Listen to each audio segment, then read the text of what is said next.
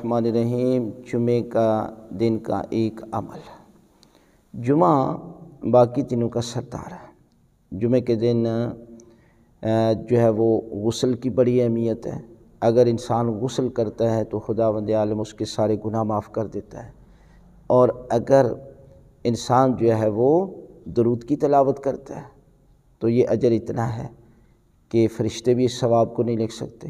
اگر استغفار کرتے ہیں تو پروردگار آپ کے رزق میں اضافہ کر دیتا ہے، اور اگر آپ سورہ توحید کی تلاوت کرتے ہیں تو خداوند عالم 70,000 فرشتوں کو آپ کے جنازے میں بھیجے گا۔ اتنا اجر ہے جمعے کے دن کچھ ذکر پڑھنے کا۔ ایک ہے، ہم آپ کو ایک بتا رہے ہیں عمل، کہ اس جمعے کو آپ نے سورہ واقعہ کی تلاوت کرنی ہے۔